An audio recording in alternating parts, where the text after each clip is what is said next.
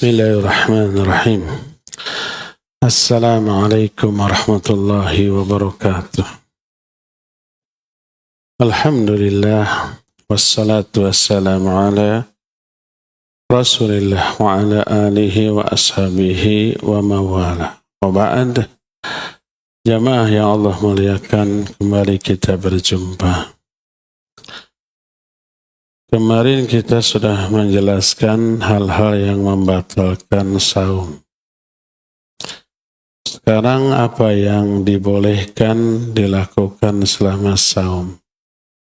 Ini dibahas karena banyak orang menganggap ini batal atau makruh, padahal sebenarnya tidak. Pertama, yang dibolehkan bagi orang yang saum adalah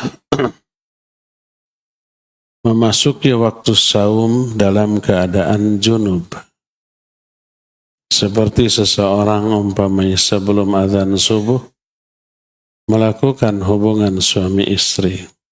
Setelah beres, belum sempat mandi dari junub, keburu azan subuh dan sudah masuk waktu saum. Jadi dia mengawali waktu saumnya dalam keadaan junub, maka itu dibolehkan. Lalu mandi setelah adzan subuh, lalu sholat dan melanjutkan saumnya.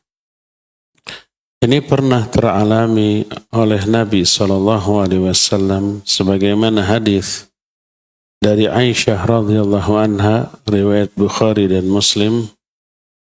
Kata Aisyah dan juga Ummu Salamah radhiyallahu anhumah, anna Nabiya sallallahu alaihi wasallam kana yudrikuhul fajr wa huwa junubun min ahli thumma yagtasilu wa yasum.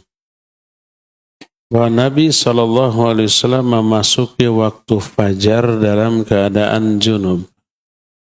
Adzan subuh masih junub, belum mandi. Maka beliau mandi kemudian melanjutkan saumnya. Atau umpamanya malam sebelum tidur suami istri melakukan hubungan, lalu tertidur sebelum mandi. Bangun-bangun sekitar jam 4 langsung sahur, sampai pas azan masih dalam keadaan junub dan belum mandi. Maka memasuki waktu saum dalam keadaan junub, maka ini dibolehkan. Boleh gitu tidur dalam keadaan junub?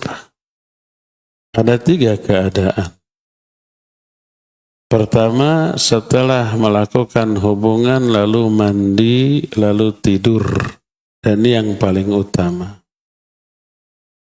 Kedua, dibolehkan juga setelah melakukan hubungan tidak mandi, tapi berwudu seperti wudu mau sholat.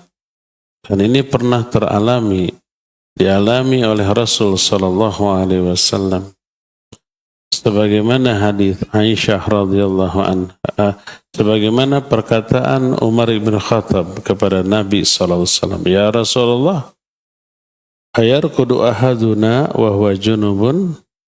Qal na'am idza tawadda'a thumma yarkudu wa huwa junubun. Wahai Rasulullah, boleh enggak kita, salah seorang di antara kita tidur dalam keadaan junub? Kata Nabi SAW, ya boleh apabila dia berwudu terlebih dahulu lalu tidur. Seorang sahabat tabi'in bertanya kepada Aisyah radhiyallahu anha, akana Rasul sallallahu alaihi wasallam yagtasilu fil junub minal junub minal janabah thumma yanamu au yanamu minal janabah thumma yagtasilu. Apakah dulu pernah enggak Nabi SAW Beliau mandi dulu karena junub lalu tidur, atau tidur dulu dalam keadaan junub setelah bangun mandi. Apa kata Aisyah? Kana dzalika yaf'alu. Kedua-duanya pernah dilakukan oleh Nabi SAW. Kadang beliau setelah junub itu berwudu terlebih dahulu seperti wudu mau mandi lalu tidur. Atau beliau mandi dulu kemudian tidur. Ini menunjukkan tidur dalam keadaan junub dibolehkan. Dan Nabi SAW mengalaminya berkali-kali. Jadi ada ketiga keadaan yang paling utama ketika junub sebelum tidur mandi. Ini lebih utama. Kedua, sebelum tidur setelah junub wudu dulu seperti wudu mau sholat. Lalu tidur. Dengan wudu diringankan kadar kejunubannya. Tapi boleh sholat setelah wudu? Ya nggak boleh karena belum suci dari hadas besar. Ini yang kedua. Yang ketiga, orang junub lalu tidak wudu, tidak mandi, langsung tidur. Ini pun dibolehkan dan tidak dimakruhkan. Kan karenang we segananya. Apa karenang teh? Tidak nyaman. Tapi secara syar'i tidak dosa, dibolehkan. Jadi kalau orang dalam keadaan junub lalu masuk azan subuh belum mandi. Lalu setelah azan subuh dia mandi lalu sholat lalu melanjutkan saumnya, ini dibolehkan. Inilah yang pertama. Yang kedua yang juga dibolehkan selama saum adalah bersiwak atau gosok gigi. Ada sama enggak antara siwak dan gosok gigi? Tujuannya sama, tapi berbeda. Siwak adalah ranting pohon siwak yang digunakan untuk membersihkan gigi. Ada dua jenis siwak, ada yang kering, ada yang basah. Yang basah ada rasa. Apalagi sekarang siwak itu beragam rasanya dicelup. Ada rasa stroberi, rasa oren, rasa mint, ada itu sekarang dijual. Tapi yang asli, kalau yang basah ada rasa dan ada aroma. Kalau yang kering yang tidak ada. Nah, dibolehkan bagi orang yang saum bersiwak. Sebagaimana sabda Nabi SAW, "Laula an asyqa ala ummati la amartuhum bisiwak inda kulli wudu'in." Seandainya aku tidak khawatir memberatkan umatku, akan aku perintahkan mereka untuk bersiwak setiap wudu. Dalam riwayat lain setiap sholat. Dan ini umum berlaku baik bagi yang saum ataupun yang tidak saum, di awal hari, tengah hari, ataupun di sore hari sebelum berbuka. Bagaimana kalau bersiwaknya itu memakai pasta gigi, odol? Sekarang kan odol sudah tidak ada ya. Odol itu dulu merek. Satu-satunya pasta gigi yang muncul dulu mereknya odol. Zaman saya masih sebelum sekolah odol. Nah setelah itu muncul merek-merek lain. Tapi tetapnya disebut odol. Padahal odolnya sudah tidak ada. Merek odol nggak ada kan sekarang. Kalau merek lain banyak, ada puluhan. Tapi tetapnya disebut odol. Itu pasta gigi. Pasta untuk membersihkan gigi ketika bersiwak. Ketika menggosok gigi. Ada rasa? Ada. Macam-macam rasanya. Umumnya mint. Kalau untuk anak-anak ada rasa stroberi, jeruk gitu ya. Dan beraroma. Boleh nggak kita gosok gigi pakai pasta gigi? Pendapat jumhur dan yang lebih rajih boleh. Selama tidak ada sesuatu pun yang masuk tertelan. Dan kita kan yakin ketika gosok gigi kita nggak mau menelannya baik sengaja atau tidak. Walaupun tidak sengaja kan pasti terasa ya. Dan kita sudah ribuan kali gosok gigi, berpengalaman tidak pernah tertelan, apalagi sengaja menelan kita nggak mau. Hanya membersihkan gigi dan menyegarkan nafas, setelah itu disemburkan lagi. Maka itu dibolehkan. Walaupun sebagian ulama yang ihtiyat, yang berhati-hati, lebih menganjurkan gosok gigi lah sebelum subuh atau setelah berbuka. Seperti Syekh Al-Utsaimin rahimahullahu ta'ala. Beliau lebih menganjurkan begitu, tapi juga tidak melarang untuk gosok gigi memakai pasta gigi di siang hari. Pendapat yang lebih rajih dalam hal ini dibolehkan menggosok gigi walaupun dengan memakai pasta gigi, apapun mereknya. Dengan syarat tidak boleh ada yang tertelan. Adapun kalau tertelan secara tidak sengaja, lagi gosok gigi, direwas, gitu. Oh, langsung tertelan, itu mah tidak sengaja. Jangankan pasta gigi, nasi pun kalau tertelan tidak sengaja, tidak batal. Sudah kita jelaskan. Bisa gitu tertelan secara tidak sengaja, hampir mustahil ya. Contohnya seorang menguap, ada yang lempar dengan nasi sakepelek langsung ketelan. Kan mustahil begitu ya. Pokoknya kalau ada kasus makan minum tanpa sengaja, maka tidak membatalkan. Inilah yang kedua. Ketiga, dibolehkan berkumur-kumur dan istinsyak, baik wudhu ataupun di luar wudhu. Umpamanya kita bangun tidur siang-siang atau pagi-pagi, pas bangun mulut terasa nggak seger, lalu berkumur-kumur. Dibolehkan, asal jangan ditelan. Atau istinsyak. Istinsyak itu menghisap air ke hidung tanpa tertelan.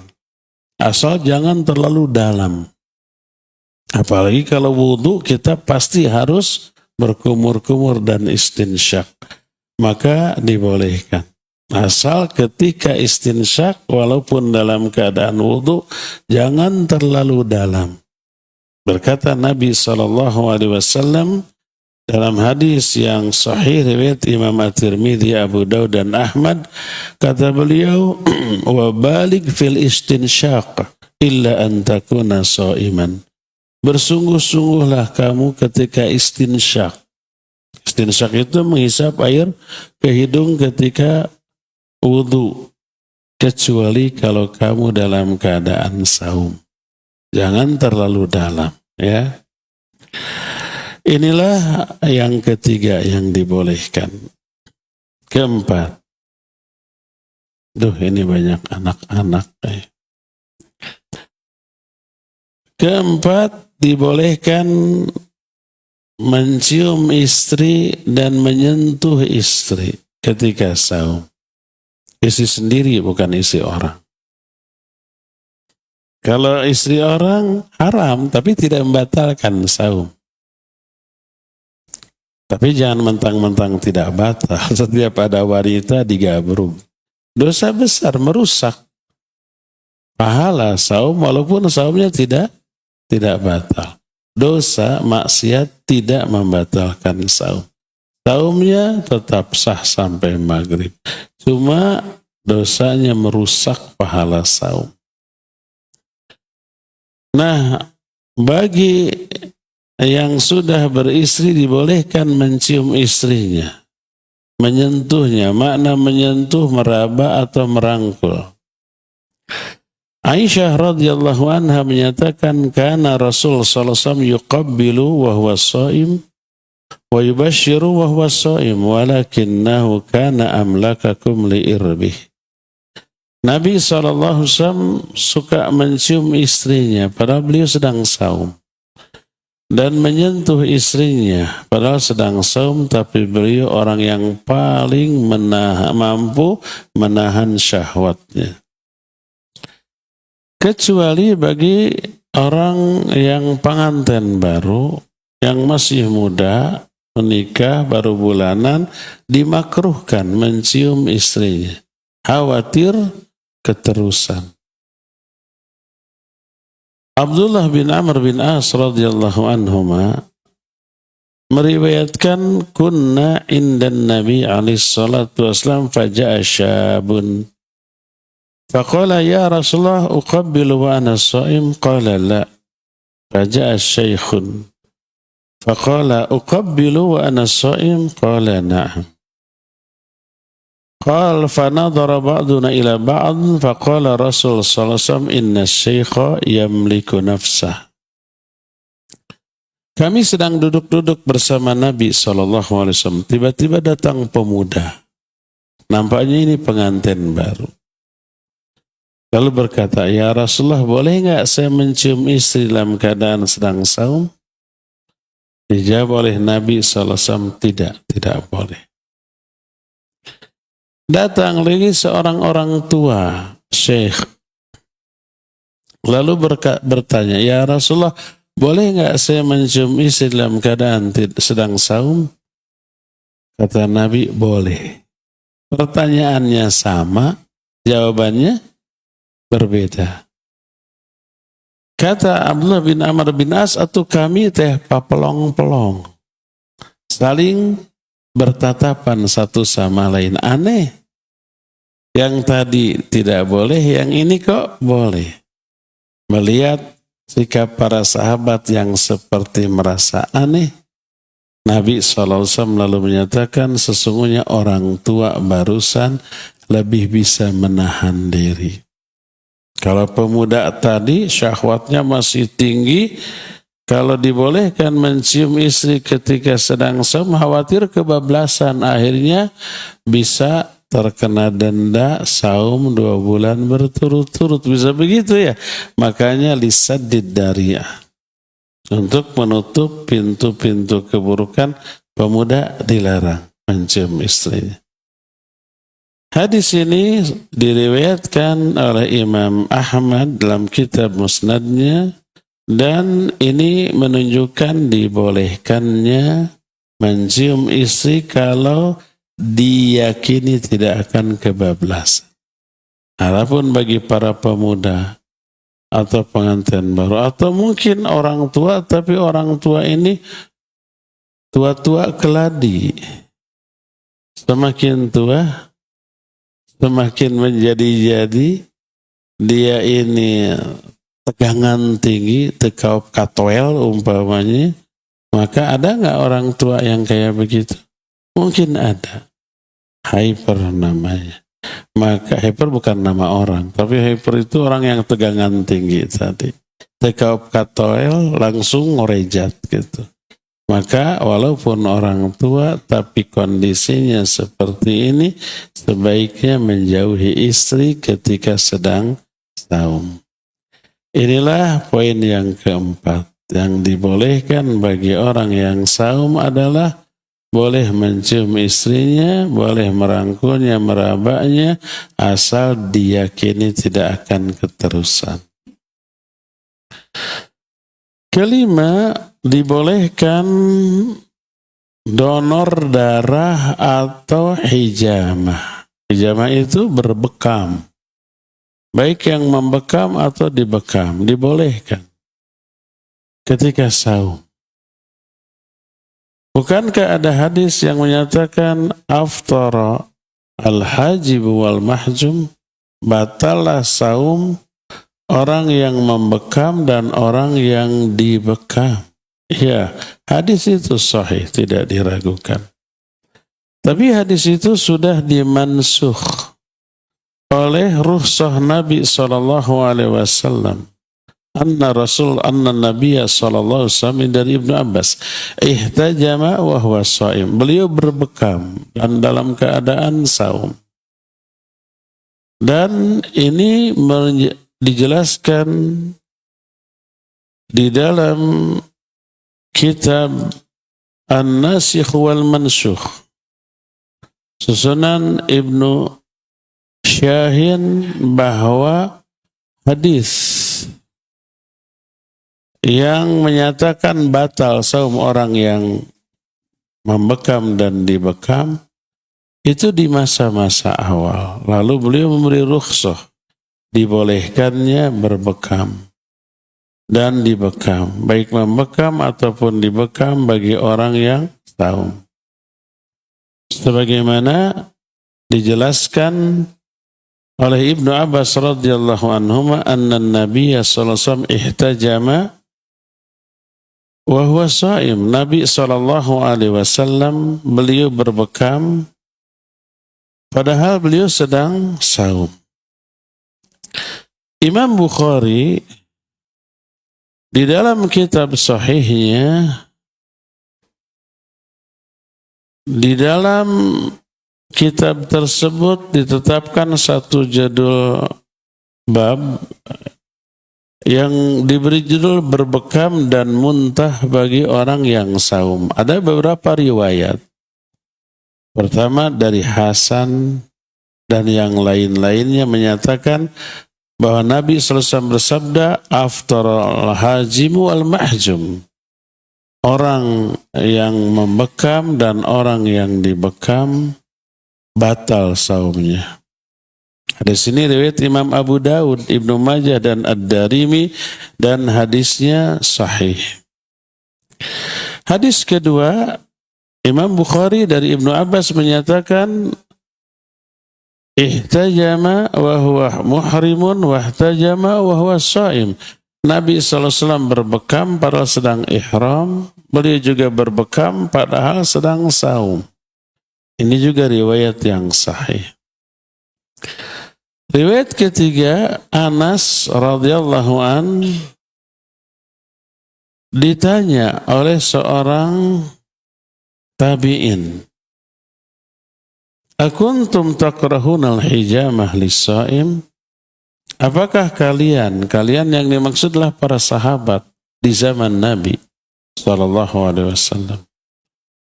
Sebab ini tabi'in tidak berjumpa dengan Nabi SAW, tapi berjumpa dengan sahabat. Di antara Anas bin Malik, kalian memakruhkan bekam enggak bagi orang yang saum? Dijawab, la, tidak.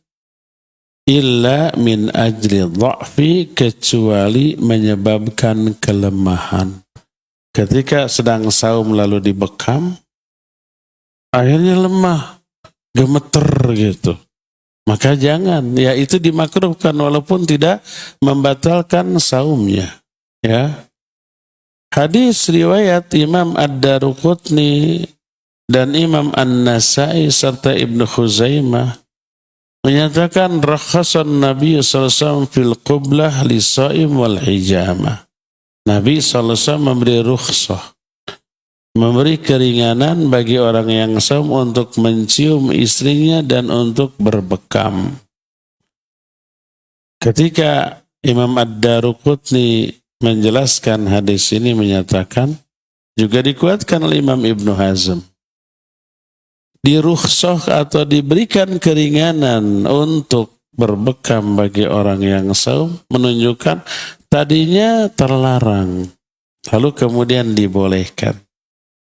Dan Ibnu Syahin dalam Nasikh dan Mansukh menyatakan hadis bahwa yang membekam dan dibekam itu membatalkan saum, hadis ini dimansukh oleh perbuatan Nabi SAW. Beliau berbekam ketika saum, yang menunjukkan bahwa saum ini tidak batal karena berbekam. Nah, semana dengan berbekam, semua perbuatan berupa mengambil darah dari diri kita. Apapun bentuknya, baik di bekam. Bekam kan mengeluarkan darah. Apalagi bekam kering ya, bekam kering tidak mengeluarkan darah, jelas itu lebih boleh. Bekam basah dikeluarkan darahnya. Kalau bekam kering hanya disedot saja tanpa dikeluarkan darahnya. Kalau bekam basah disayat kulitnya. Perih, ya perih lah. Nah lalu disedot darah kotornya keluar. Termasuk donor. Termasuk fasdu. Atau kita diambil darah untuk dicek di laboratorium karena mau diperiksa sama dokter. Pokoknya kalau mengeluarkan darah, baik sengaja, apalagi tidak sengaja. Ibu-ibu kakeret, getihan, tidak batal. Asallah dikenyot di telegnya, tidak boleh kalau dikenyot di telegnya. Atau umpamanya jatuh terluka, atau mimisan, keluar darah secara tidak disengaja. Atau ke dokter gigi lalu dicabut lalu berdarah. Maka semua itu tidak membatalkan saumnya. Jangankan tidak sengaja, walaupun sengaja dalam bentuk donor, dalam bentuk dibekam, dalam bentuk di fasdu, dalam bentuk diambil darah, atau diperiksa darah, kadar gulanya, kolesterolnya, asam uratnya, kemudian dilukai lalu berdarah, maka itu tidak membatalkan saum.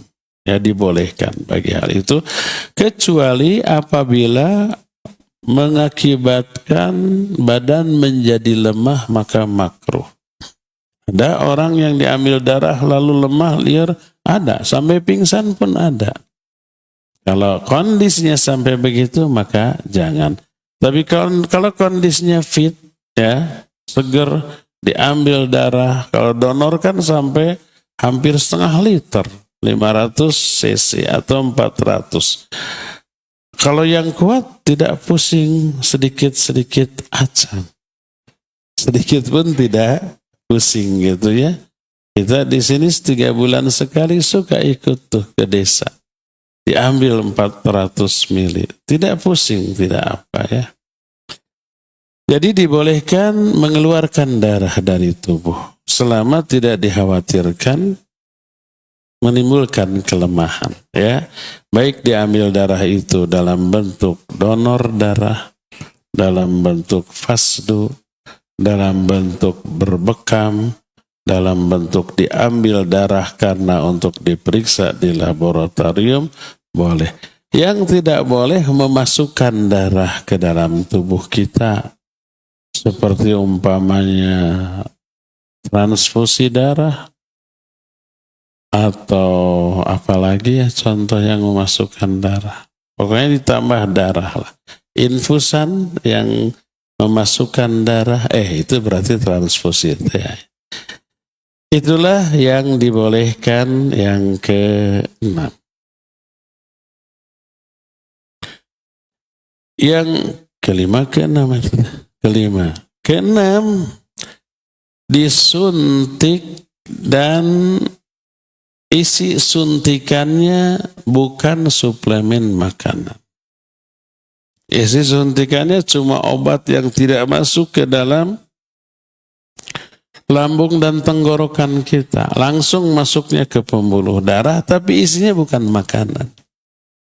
Sehingga tidak mempengaruhi lapar, haus, lemesnya, enggak. Adapun kalau yang dimaksud dimasukkannya suplemen makanan atau darah, atau nutrisi, atau vitamin, yang setelah itu jadi fresh, jadi segar, maka tidak boleh. Termasuk yang dimasukkan itu bukan makanan, bukan minum, tapi sesuatu yang berupa gas, ozon umpamanya. Setelah itu fresh, segar.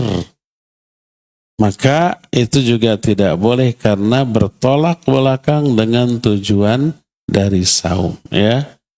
Itulah yang ke-6. Ke-7. Khusus emak-emak. Tapi bapak-bapak juga ada ya, tukang masak, chef. yaitu mencoba mencicipi makanan, rasa makanan selama tidak ditelan. Hanya dicicipi kurang apa, tapi langsung dimuntahkan lagi. Nyicipinya paling saket selak, ulah sapiring. Kalau sapiring bukan nyicipi itu mah ya, makan. Atau 1 sendok lok diuyup, batal, nggak boleh. Hanya dijilat, oh rasanya sudah ketahuan kurang apa, lalu dimuntahkan lagi, maka boleh selama tidak masuk ke tenggorokan. Sebagaimana hadis dari Ibnu Abbas radhiyallahu anhuma, dia menyatakan, la ba'sa ayyadhuqal khalla aw syai'a ma lam yadkhul halqahu wa huwa sha'im. Tidak mengapa untuk merasakan, mencicipi makanan atau apapun selama tidak masuk ke tenggorokannya dalam keadaan dia saum. Hadis ini ada dalam kitab Sahih Bukhari. Beliau meriwayatkan secara mu'allaq, tapi diwasolkan oleh Imam Ibnu Abi Syaibah dan Imam Al-Baihaqi, dan ini menunjukkan kebolehan. Jadi ibu-ibu yang masak, bisi asin teuing, bisi kurang gula, kurang uyah, boleh menjilat, setelah itu diludahkan kembali. Jangan sampai masuk ke tenggorokan ya. Dan itu tidak mengapa. Makanya sebagian ulama tadi membolehkan sikat gigi. Walaupun dengan ada pasta gigi yang ada aroma dan ada rasa, selama tidak tertelan. Inilah yang ke-7. Ke-8, dibolehkan bagi orang yang saum memakai celak mata atau obat tetes mata atau obat tetes apapun yang diteteskan selain ke mulut. Umpamanya ke telinga. Ada obat tetes telinga? Ada. Umpamanya telinganya bermasalah, ada infeksi atau apa, lalu diteteskan ke sana. Atau obat tetes mata, matanya merah, matanya sakit, lalu diteteskan. Karena diyakini itu tidak sampai ke tenggorokan walaupun ada rasa di tenggorokan. Sebab ada kaitan syaraf, ada kontak ke tenggorokannya, tapi tidak masuk ke sana, maka dibolehkan. Berkata Imam Bukhari dalam kitab Sahih Bukhari, walam yaro Anas wal Hasan wa Ibrahim bil kuhal li shaim ba'sa. Kata Imam Bukhari, Anas, Hasan, Ibrahim An-Nakhai memandang tidak apa-apa untuk memakai celak mata. Termasuk Imam Ibnu Qayyim Al-Jauziyah rahimahullah dalam kitab Zadul Ma'ad fi Hadi Khairil Ibad menyatakan dibolehkan. Jadi kalau kita telinga berdengung atau ngaguruh atau kurang pendengaran, lalu ke dokter THT, lalu dikasih obat tetes, maka dibolehkan ya. Termasuk dibolehkan juga memakai obat tetes mata. Apakah boleh memakai obat tetes hidung karena ada penyakit? Ya, dibolehkan ya. Itulah yang ke-8. Poin ke-9 yang terakhir, dibolehkan bagi orang yang saum mengucurkan air ke atas kepalanya, mandi, bahkan berendam. Kalau cuaca sangat panas, gerah, boleh berendam. Boleh berenang? Boleh. Tapi nanti ketika berenang, mengamalkan peribahasa sambil menyelam, minum air itu mah batal. Tapi bagi orang yang sudah bisa berenang, apalagi sudah profesional, tidak akan, walaupun nyebur nyelam, tidak akan tertelan air. Tidak akan masuk telinga airnya. Adapun kalau yang baru belajar, gajeleng, kerebek-kerebek, ya itu bisa bunghak itu. Bisa tertelan air itu banyak. Pas sengkat, urulu, terap. Kalau yang baru belajar, jangan berenang ketika saum. Adapun yang sudah bisa, sudah puluhan kali, nggak pernah tertelan air tanpa sengaja. Karena dia sudah bisa ngatur cara ngambil nafas, ngatur stamina, ngatur irama bernafas. Tidak akan tertelan air, tidak akan masuk air ke telinga gitu, biasa. Maka yang seperti itu boleh berenang. Tapi kalau sekali lagi yang baru begitu ngejebur langsung ketelan, maka jangan. Ya. Inilah 9 hal yang dibolehkan bagi orang yang saum. Kita sebut lagi satu-satu. Pertama, yang saum boleh masuk waktu saum dalam keadaan junub. Kedua, boleh bersiwak termasuk bergosok gigi. Tapi yang lebih utama, gosok gigi lah sebelum subuh dan setelah berbuka. Yang ketiga, boleh berkumur-kumur dan beristinsyak, tapi jangan sampai terlalu dalam istinsyaknya. Keempat, boleh mencium dan merangkul istri kita sendiri, bukan istri orang. Kelimanya, boleh disuntik, tapi yang disuntikannya bukan makanan, bukan nutrisi, vitamin atau suplemen, hanya sekedar obat. Keenamnya, boleh mengeluarkan darah, baik di bekam, di donor darah, ataupun di fasdu. Ketujuhnya, boleh mencicipi makanan, tapi tidak boleh ditelan sampai melewati tenggorokan. Kedelapannya, boleh memakai celak mata, obat tetes mata, obat tetes telinga. Dan kesembilannya, boleh berendam di air, boleh berenang, boleh mandi, boleh mengguyurkan badan, dan seterusnya. Ya, inilah 9 yang dibolehkan bagi orang yang saum. Cukup sampai di sini saja, dan insyaallah lanjutan materinya akan kita teruskan esok. Kita masuki sesi tanya jawab. Mike, Pak Husein.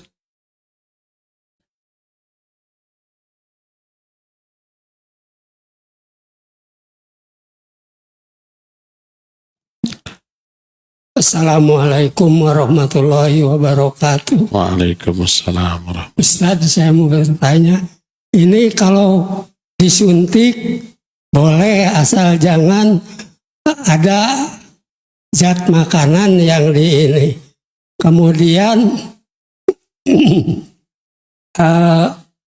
kalau ini pertanyaan saya begini, Ustaz, bagaimana kalau makan obat tapi nggak pakai air, langsung aja ditelan? Apakah membatalkan? Kan itu juga tidak mengenyangkan, Ustaz. Apakah boleh demikian? Terima kasih. Assalamualaikum warahmatullahi wabarakatuh. Waalaikumsalam warahmatullahi wabarakatuh. Dengan air juga tidak akan mengenyangkan, Pak. Tetap lapar kalau sasendok. Tapi tetap batal. Kalau ada benda yang masuk secara sengaja ke tenggorokan, maka batal. Baik benda itu padat seperti pil, walaupun tidak didorong dengan air. Atau benda tersebut cairan seperti air. Atau benda tersebut gas seperti rokok. Maka itu batal. Ya. Walaupun tanpa air, kalau minum obat pil atau kapsul tetap batal. Karena apa? Karena ada benda yang masuk ke tenggorokan. Dan itu termasuk yang disebut dengan makan. Jadi makan itu memasukkan benda padat ke tenggorokan melalui mulut. Itu tidak boleh, ya. Kalau cairan atau gas namanya minum, termasuk rokok, disebut oleh orang Arab dengan sebutan syurbud dukhon, minum asap. Tidak boleh batal, ya. Mengapa itu? Kasih. Assalamualaikum warahmatullahi wabarakatuh. Waalaikumsalam. Bade tumanya Pak Utas, minta tuntunan. Kalau kita lagi kepepet, ini beda Pak Ustaz, mau ditanyakan nih. Saya mau tanya, kalau kepepet saya ngajukan akta rumah ke bank untuk dana usaha atau perbaikan rumah. Apakah itu termasuk riba atau tidak? Cuma itu aja Pak Ustaz. Terima kasih. Iya. Mengajukan pinjaman ke bank. Apa riba, apa tidak?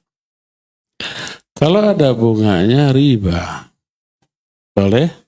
Tidak boleh. Orang yang tahu keharaman riba, lalu dia sengaja dengan alasan kepepet,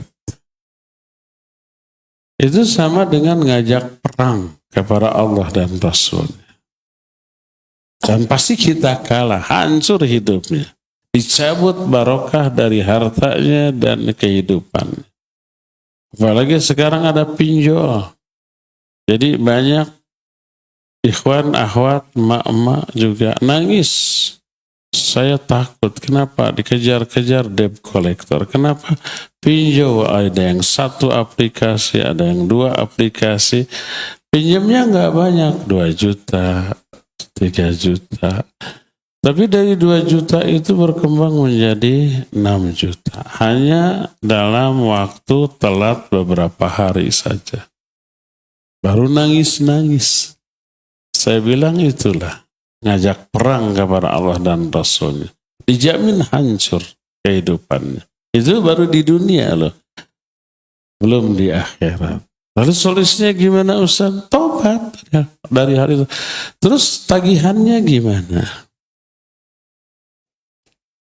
Kan kalau tobat tidak menjadi solusi, kata dia. Jadi ada 2 masalah. Masalah ukhrawi, masalah agamanya, masalah dunianya. Kalau nanya ke Ustaz, berarti masalah ukhrawinya, masalah agamanya, Ustaz bilang wajib tobat. Itu lepas dari masalah ukhrawi. Masalah duniawinya tanya ke ahli dunia. Bagaimana caranya agar bisa terbayar? Konsultasi ke ahli ekonomi, itu urusan dunianya. Jangan nanya ke Ustaz. Nanya ke Ustaz, habis gimana suruhnya kalau nggak dibayar tetap ditagih. Itu mah hukuman baru di dunia tuh. Apa maksudnya mendesak pangmayarkan Ustaz, apa begitu? Emangnya seorang 2 orang yang begitu puluhan. Waktu kepepetnya tidak nanya dulu, Ustaz boleh nggak saya kepepet nih, nanya dulu gitu, pinjam ke pinjol. Pasti dijawab nggak boleh, haram gitu. Pasti begitu. Ini mah pinjam dulu, setelah dikejar-kejar, diancam, diteror, baru konsultasi ke Ustaz. Ustaz hanya bisa memberi solusi syar'i, tobat. Siapa yang tobat nanti akan diberikan jalan keluar oleh Allah SWT. Adapun urusan duniawi, gimana cara bayarnya? Konsultasi ke ahli bisnis, ke ahli ekonomi, ya, ke ahli hukum. Gimana ada jalan keluar nggak dengan debt kolektornya ini? Ada perjanjian baru yang ditulis. Itu urusan duniawi, dan itu bukan ranah seorang ustadz. Ya. Nah, tolong cariin orang kaya yang bisa membantu. Ini juga modus, nanti dibayarin, kabur, pinjam lagi, gitu. Itu bukan sekali 2 kali. Ustadz menjadi korban apa? Korban pengkhianatan orang yang sudah ditolong. Saya pernah cerita, nggak apa-apa saya ceritakan lagi. Di kajian emak-emak, ibu-ibu ada yang bertanya, Ustadz dulu saya jahil nggak tahu, saya kredit mobil dan lancar sampai sekarang juga. Saya ingin segera lunas biar lepas dari dosa. Gimana solusinya Ustadz?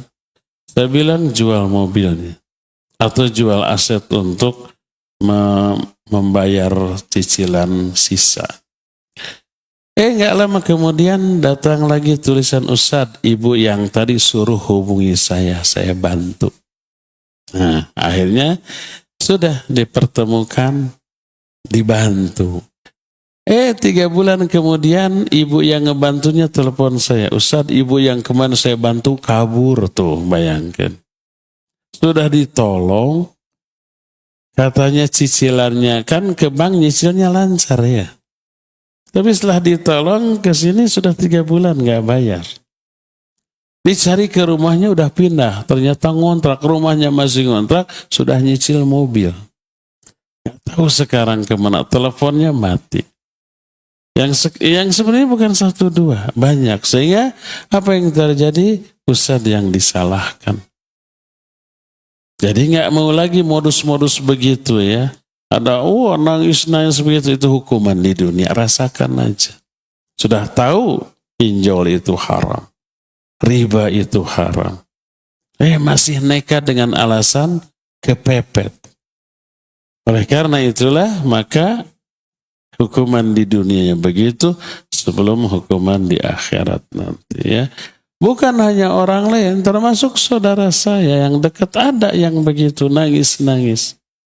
Saya bilang rasakan aja loh hukuman di dunia sebelum di akhirat. Terus solusinya gimana? Tobat. Tobatnya sudah. Nah itu solusi ukhrawi. Tobat saja dulu. Yang benar, ibadah yang benar. Adapun debt collector hadapi. Jangan lari gitu. Lari terus dikejar. Tidak dapat orang tuanya yang dikejar. Kan gitu ya. Biarkan dia merasakan hukuman di dunia sebelum di akhirat. Wallahu a'lam. Bagaimana dengan hemodialisa atau cuci darah? Boleh enggak? Enggak boleh membatalkan saum. Karena darah dikeluarkan, diproses, dicuci, kemudian dimasukkan lagi. Memasukkan darahnya itu yang batal. Saya kemarin ke rumah sakit untuk diterapi. Ternyata salah satu terapinya, apa namanya saya lupa, itu seperti itu. Darahnya itu dikeluarkan, dibersihkan, dimasukkan lagi oleh mesin tertentu. Kata dokter, jangan Pak membatalkan saum, nanti aja Syawal. Karena apa? Karena dikeluarkan darahnya, dibersihkan pakai ozon, lalu dimasukkan lagi. Oh iya, akhirnya jangan. Jadi kalau apa itu sama dengan cuci darah? Beda. Kalau cuci darah lebih kompleks lagi. Sama dikeluarkan, dibersihkan dengan yang lebih kompleks lagi lalu dimasukkan. Itu membatalkan saum. Tapi kalau itu harus, maka boleh batalkan saja, tapi nanti diqadha ya. Kalau cuci darah itu harus, kalau tidak cuci darah berbahaya bagi tubuh, ya sudah, batalkan saum, silakan cuci darah, nanti di luar Ramadan diqadha. Ada dari YouTube? Ada, Ustaz. Ya. Dari hamba Allah di Bandung, izin bertanya, Ustaz. Ketika menjalankan hukuman berpuasa selama 2 bulan tanpa berhenti, itu karena melakukan hubungan suami istri di siang hari saat Ramadan dilakukan oleh pasangan suami istri tersebut. Atau hanya suami saja. Kalau kepotong sama haid bagaimana Ustaz nih? Baik. Kalau pengantin baru tidak tahan lalu melakukan hubungan di siang hari, batal saumnya lalu kena denda 2 bulan. Siapa yang kena denda? Suaminya saja, istrinya saja, atau dua-duanya? Para ulama merinci. Sebagian ulama menyatakan dua-duanya. Tapi pendapat ini lemah. Nanti disebutkan alasan kelemahan. Pendapat kedua, tergantung siapa yang kekerewet duluan. Siapa yang memulai duluan. Kalau istri yang memulai duluan, istrinya. Kalau suami yang memulai duluan, suaminya. Kalau sarwana, dua-duanya. Pendapat ini pun lemah, dhaif. Pendapat yang rajih adalah ini ibu-ibu seri. Yang terkena hanyalah suaminya saja.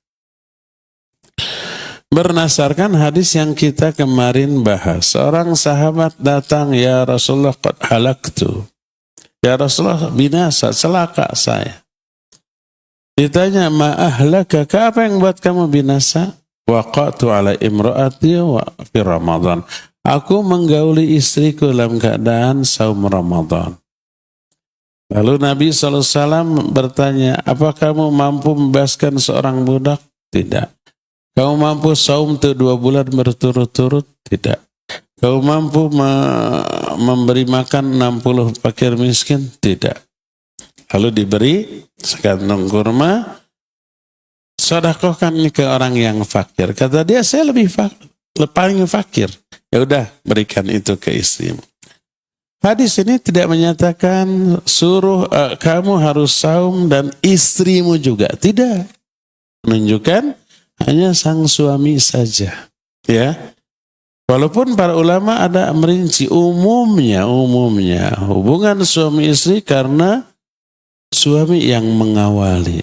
Umumnya nih. Tapi banyak kasus istri yang memulai, ada banyak kasus seperti itu. Ya.